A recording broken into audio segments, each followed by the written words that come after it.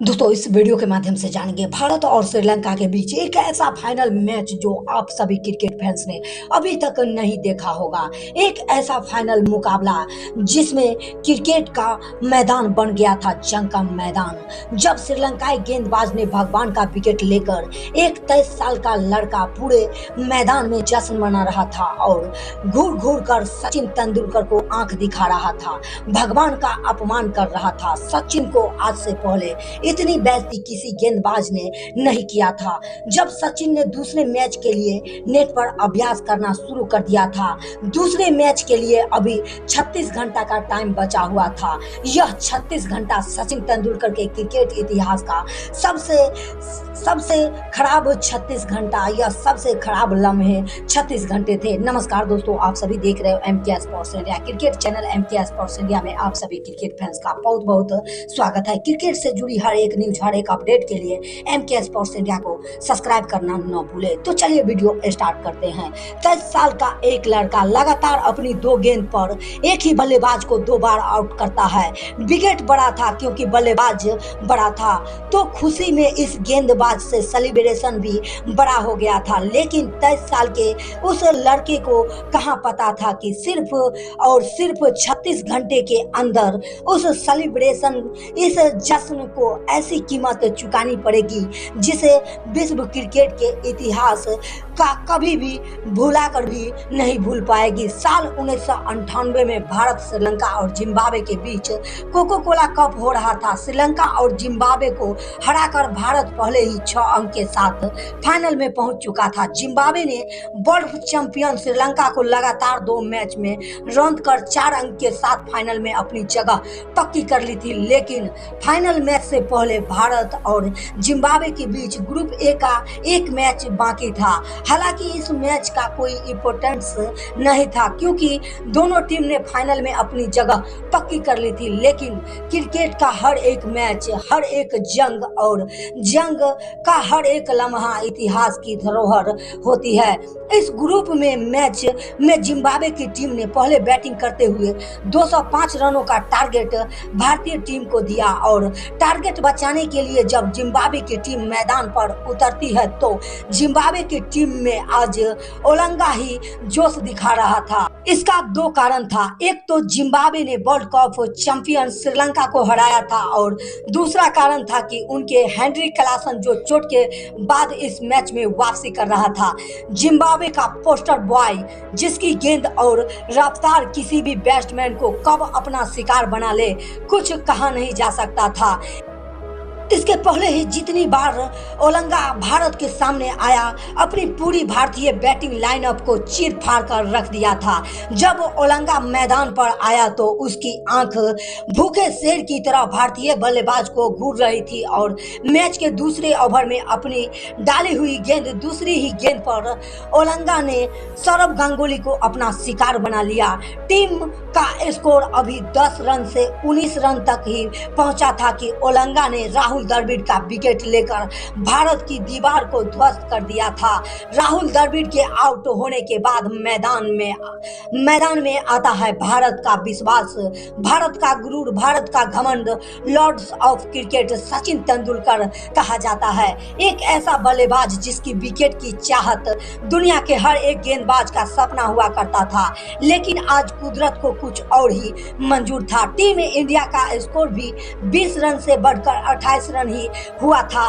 Olonga ने अपने तीसरे ओवर की तीसरी गेंद पर सचिन का विकेट ले लिया। गेंद सचिन के बल्ले का बाहरी किनारा लेते हुए विकेट कीपर के ग्लव्स में जा पहुंचती है।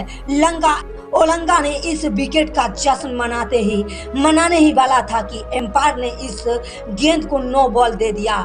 ओलंगा के अरमानों को वक्त ने जैसे टुकड़े टुकड़े कर दिया था। ओलंगा एक घायल शेर की तरह अपनी एक और शॉर्ट बॉल से फिर सचिन पर प्रहार करता है और इस बार भारतीय क्रिकेट प्रेमी में सन्नाटा छा गया था कि सचिन उस गेंद को डिफेंस करने के चक्कर में ग्रैंड होल्ड को कैच दे बैठते हैं। भारत का घमंड, भारत का गुरूर, भारत का विश्वास भारत को मैदान में अकेला छोड़कर दुख और मायूसी के साथ बाहर जा रहा था। उसके साथ साथ बाहर जा रही थी इस मैच को जीतने की भारत की उम्मीद।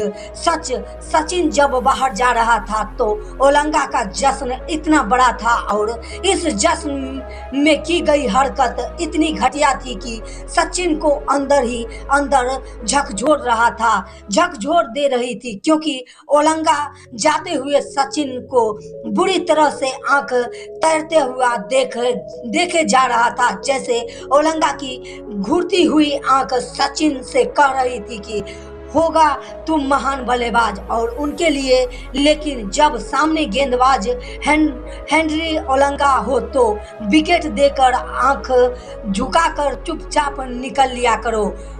शायद नहीं पता था कि आंख भी बोलती है, आंख भी बात करती है और आंख भी चिल्लाती है। और ओलंगा की आंख का शोर सचिन के जहन में पहुंच कर सचिन को परेशान कर रहा था। रास्ते में मिली जडेजा ने सचिन को मूड लाइट करने की कोशिश में कहा, क्या सर आज खेलने का मूड नहीं था क्या?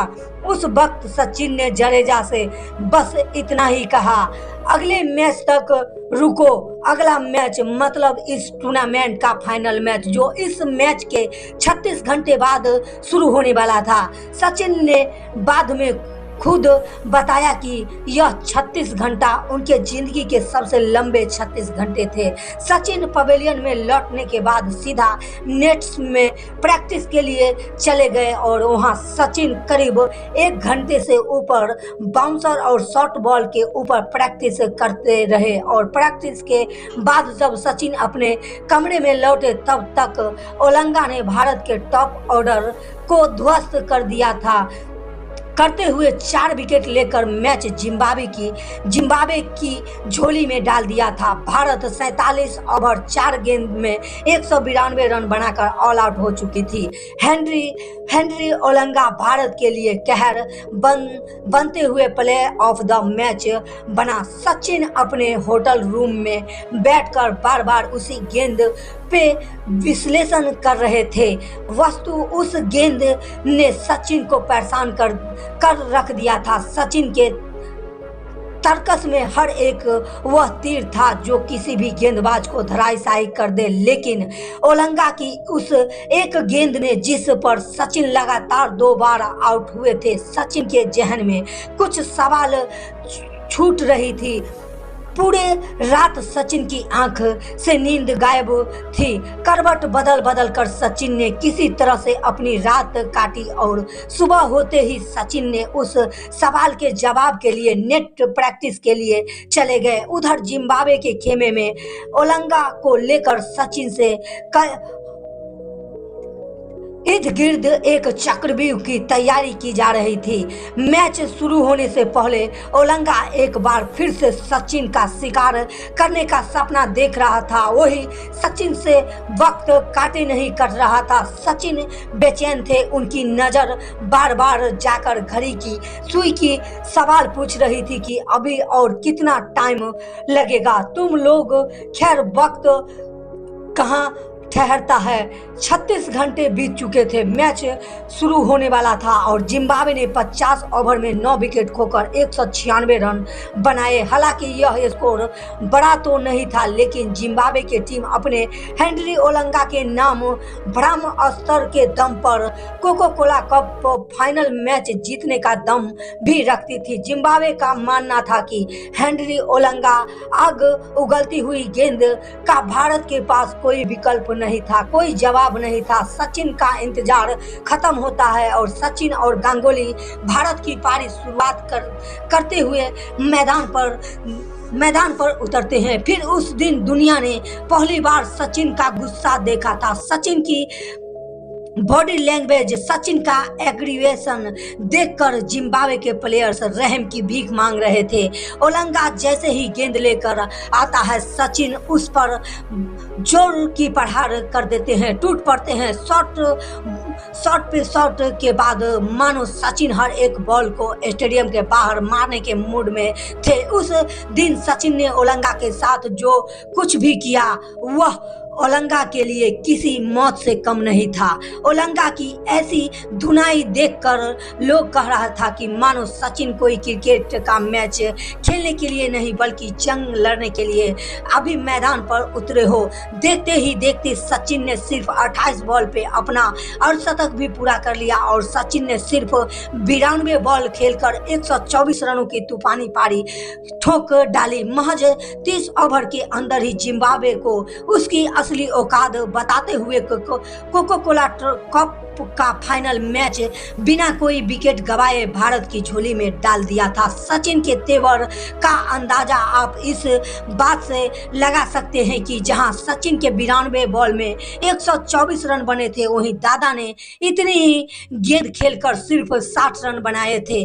जिम्बाब्वे के ड्रेसिंग रूम में सन्नाटा छाया हुआ था। ओलंगा एक कोने में सिर पर हाथ रख कर बैठा अफसोस कर रहा था कि बिना मतलब उसने वह जश्न क्यों मनाया था, क्यों उस जरूरत थी कि उसे सोए हुए शेर के कान में उंगली डालकर उसे जगाने की। जिम्बाब्वे ऑलराउंडर से स्टिक ओलंगा के पास जाकर कहते हैं, जब सचिन जैसा बैट्समैन ठान ले तो दुनिया का कोई भी गेंदबाज उसके सामने कुछ नहीं कर सकता। निराश मत हो, सिर्फ सीख लो और जिंदगी में आगे बढ़ो। आगे बढ़ते जाओ। कोको कोला कप के बाद जिम्बाब्वे ने पाकिस्तान के खिलाफ एक टेस्ट सीरीज खेली और ओलंगा ने एक ही पारी में पाकिस्तान के 5 विकेट लेकर यह सीरीज जिम्बाब्वे को जितवा दिया। इस सीरीज में Olonga man of the series भी बने, लेकिन इस बार एक फर्क था। ओलंगा के सबसे ज्यादा विकेट लेने वाले बावजूद किसी भी विकेट का वैसा सेलिब्रेशन नहीं किया। सचिन की उस धुलाई से ओलंगा को एक सबक जरूर मिल गया था। कॉन्फिडेंस सब अपनी जगह पर, बिना वजह सोए हुए शेर को जगाना नहीं चाहिए था। उसकी सेहत के लिए अच्छा नहीं होता, उसकी टीम की सेहत के लिए अच्छा नहीं होता। तो दोस्तों, पूरा वीडियो देखने के लिए, सचिन की तूफानी पारी के लिए इस वीडियो पे एक लाइक जरूर दीजिएगा और जिन दोस्तों ने, जिन साथियों ने इस चैनल MK स्पोर्ट्स इंडिया को अभी तक सब्सक्राइब नहीं किया होगा, उन दोस्तों से गुजारिश है कि इस चैनल को सब्सक्राइब वाला बटन आज जरूर दबा दीजिएगा। तो पूरा वीडियो वॉच करने के लिए आप सभी क्रिकेट फैंस का बहुत बहुत धन्यवाद। जय हिंद, जय भारत।